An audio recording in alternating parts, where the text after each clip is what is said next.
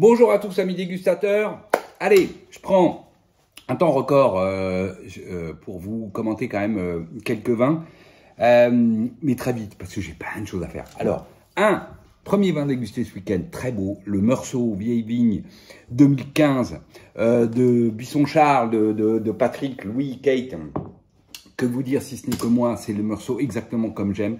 Très bonnet, fruits blancs, poire, ensuite les belles notes, chèvrefeuille, tarte citron un peu meringuée, puis ensuite un peu marqué sésame, c'est clair, sésame grillé sur un fond d'amande, d'aubépine. Voilà, belle bouche, ample, du volume, tout en gardant de la finesse et de la précision, une finale fraîche, qui est évidemment tonique, avec une jolie persistance. Voilà, c'est à la fois friand et élégant. C'est tout ce que j'aime à Meursault, un vrai beau vin de Meursault, pas dans les travers avec de l'élevage, de je sais pas quoi, de la réduction, du grillé, non, non. Là, voilà, on est à un très beau Meursault, pour moi, ce que j'appelle moi classique, et surtout plein, avec une vraie belle plénitude. Et sur 2015, cette jolie fraîcheur finale qui rend tonique le vin, c'est très joli. Autre très joli vin, ça, un Châteauneuf-du-Pape de Charvin, domaine 2013. Alors, domaine que moi j'aime beaucoup, Charvin, et sur ce 2013, ma foi, un très beau vin parce que, évidemment, un millésime, on va dire, d'équilibre dans le Rhône Sud en particulier. Alors, peut-être pas la plus grande plénitude à Châteauneuf, oui, peut-être, mais du coup, quand même, moi j'aime beaucoup parce que il y a quand même suffisamment de maturité, je pense là particulièrement à la maturité phénolique, à la maturité de la matière, et un bel équilibre avec une jolie fraîcheur, pas alcooleux du tout. C'est fin, on est avec un nez typique qui attaque plutôt, allez, on va dire cerise, puis ensuite très prune, avec ensuite les notes épicées réglisse, une petite pointe garrigue, herbe séchée sur un fond cacao, un peu chocolat, mais cacao. Voilà, belle bouche, ample, joli tanin, soyeux, pas d'une grande densité, pas un énorme volume, certes, mais par contre, de la fraîcheur.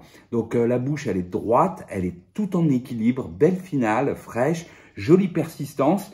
C'est voilà, un beau Châteauneuf comme moi j'aime, et Sylvia, donc c'est pas le type de vin, a beaucoup aimé aussi cet équilibre superbe de ce Châteauneuf de Charvin 2013. Ensuite, je vais vite, un Nuit Saint-Georges, c'est les Plantes au Baron, voilà, de l'ami Chicoto, et c'est le millésime 2018. Et ben ma foi, on a passé une très belle nuit avec ce Saint-Georges, Plantes au Baron 2018, de l'ami Pascal. Très classique, beau nez, alors à l'ouverture un peu cassis, mais très vite on retrouve la framboise. À nouveau à l'ouverture, un petit peu de réduction, on est chez les Chicotos quand même, mais qui se dissipe très vite. Et ça va laisser la place aux belles notes épicées, alors plus réglisse que girofle. La petite pointe un peu ronce sous bois. Le fond, on va dire plutôt noyau amande, très peu d'élevage perçu. Jolie bouche, plutôt remplie à l'attaque, c'est assez puissant. On a la fraîcheur finale des 2018 qui arrive, qui vient équilibrer tout ça. C'est plein, c'est acidulé à souhait. On est sur la framboise avec ce côté acidulé très friand. Les notes d'épices réglissent, la petite pointe de ronce finale. Donc avec cette petite fraîcheur acidulée très agréable, jolie persistance, qui finale est assez tonique, ça reprend de la puissance. Hein, on est bien à la nuit, c'est vraiment un beau nuit, typique de nuit pour moi, d'un Nuit Saint-Georges. J'ai beaucoup aimé ce joli vin de Pascal, bravo Pascal, pour ce très beau Plante au Baron. Ensuite, ma fille est venue, ma fille elle aime les vins sucrés, alors je vais ouvert ça, qui était à la cave, un Coteau d'Aubance, c'est le domaine Montgilet, la cuvée s'appelle Les Trois Schistes, et c'est le millésime 2004. Alors, eh ben ma foi, moi, je suis pas un grand fan on va dire des Loirs et des Chenins en mode sucré. Et ben là, je dois dire que c'est plutôt pas mal du tout. Un joli nez, plutôt, on va dire coin rôti.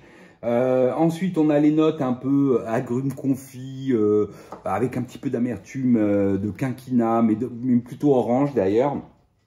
Et puis un fond tourbé, fumé. C'est pas d'une grande complexité, mais c'est très joli, c'est très appétant. La bouche, évidemment, est riche, ample à l'attaque, mais il y a une belle acidité qui tend ça tout du long. Donc un bel équilibre.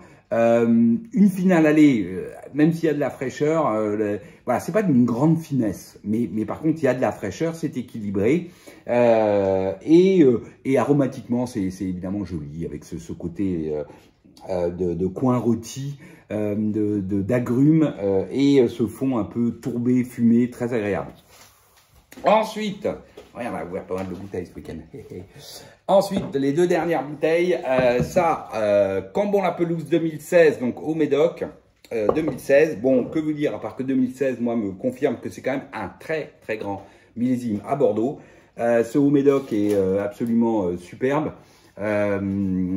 C'est un cru bourgeois hein, juste au départ et pour autant c'est un très joli vin, mais classique, appétant. On est sur le cassis, c'est notre poivron rouge grillé, une petite pointe épicée plutôt cèdre au départ et un fond, on va dire, d'ailleurs presque un peu cacao le fond et puis ensuite un peu plus fumé tabac classique d'un Bordeaux. Belle bouche, charpentée, tanin plein, soyeux, pas une once de rusticité dans cette bouche. C'est surtout qu'on sent sur ce millésime que c'est très abouti. Voilà, la bouche, l'équilibre, tout ça est très abouti, joli final, belle persistance et voilà, donc très joli vin. Et puis, pour finir, c'est pour ça aussi que je voulais vous commenter, parce que j'ai ouvert ça, une grande classique de la maison, un côte rôtie brune et blonde 2014 de Guigal. Eh bien, ma foi, ça faisait longtemps que j'avais pas bu une brune et blonde de ce niveau-là, donc sur ce millésime 2014, qui, du coup, je relisais mes notes, etc. Et effectivement, 2014, moi, ça fait plusieurs fois que je le note très bien. Et sur cette cuvée brune et blonde, et je dirais qu'à part 2010, enfin, il y a 2010 aussi qui a un joli millésime de brune et blonde. Et dans les millésimes 2010, voire même de 2005 à 2010, bah, je dirais que c'est presque le deuxième plus beau millésime, en tout cas dans mes moyennes, que ce 2014. Très beau nez, appétant, de cassis un peu compoté. Ensuite, les notes classiques, bacon grillé, viande rôtie, très classe. Une petite pointe d'épices réglissées, poivrées, plutôt d'ailleurs poivrées, sur un fond fumé, très léger mocha. Voilà, c'est une assez jolie complexité. Une belle bouche qui est à la fois ample, avec une matière à la jolie densité, les tanins sont soyeux, bel équilibre avec de la fraîcheur, c'est structuré, mais c'est surtout plein, à nouveau avec une, comment dire, une jolie définition et une belle plénitude, jusque dans la finale fraîche, jolie persistance, bref, on prend beaucoup de plaisir sur cette côte rôtie brune et blonde 2014. Voilà, j'espère que vous aussi, vous avez passé un joli week-end avec plein de jolis vins et j'espère avoir le temps encore le week-end prochain et dans les semaines à venir. Je vous dis à la semaine prochaine. Salut!